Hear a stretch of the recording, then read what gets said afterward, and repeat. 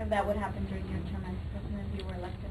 Well, my strategy for the economic system is twofold. The first part is infrastructure that is partly aided by my $50 billion jumpstart for alternative energies that will create thousands of jobs.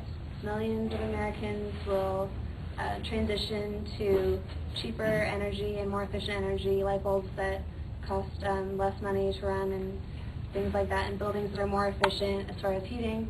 And also, obviously, putting money towards people who are foreclosed from their homes and who don't have heat.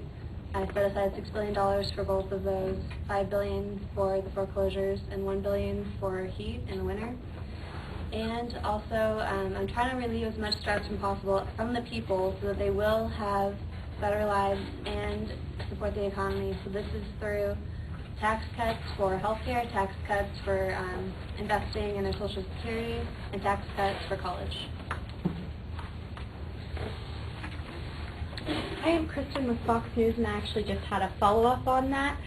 You were giving a lot of information on how much money you want to spend in order to stimulate the economy, as well as your tax cuts you're hoping to implement. I wanted to know where that's going to fall in and how we're not going to increase the growing deficit we have right now. Okay, here's how this works. People who don't have health care, let's say they have a stomachache, they're not going to go to the doctor because they don't want to have that doctor fee of hundreds of dollars.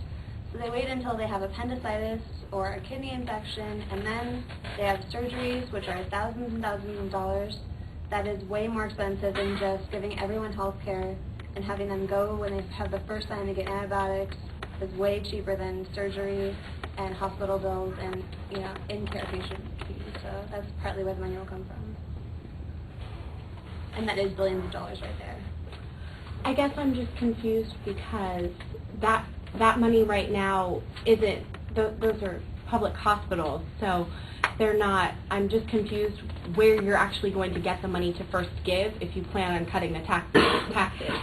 Because I can see how that can happen in the future. I'm just saying to jumpstart it, is it going to increase our deficit?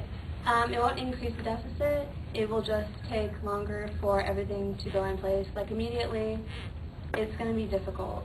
I understand that, but it's going to work out even within 2 years. So. Senator Obama? Yes.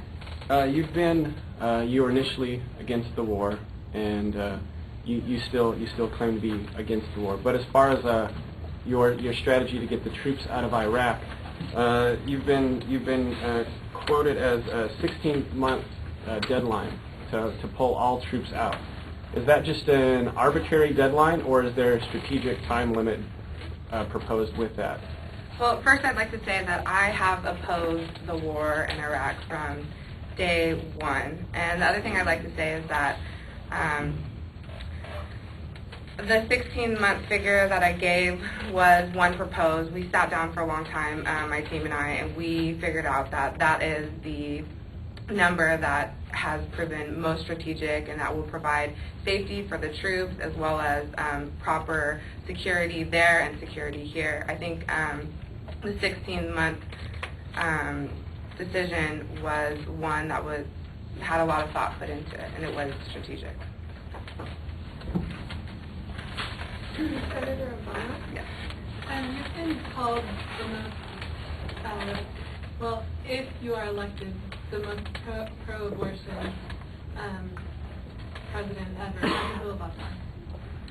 Well, first I'd just like to say that I support the people, and it's important to me, what the people are saying and what a majority of the people are saying, and my stance on abortion is in reflection of the people, and the comments made towards me, I feel, are comments that have emphasized my stance on abortion.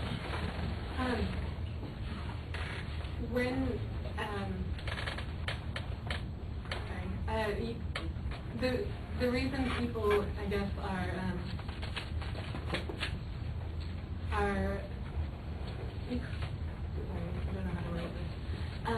the reason this was brought up is because a lot of people are concerned about your view on the partial fetus abortion.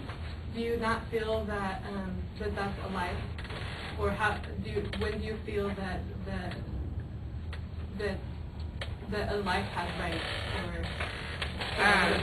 where does that start from? Okay, I feel that currently the laws on abortion are what the people have decided, and I feel that the laws that are in effect right now, as to the term when a woman has the right to choose whether or not to have an abortion, is correctly representative of the people's view.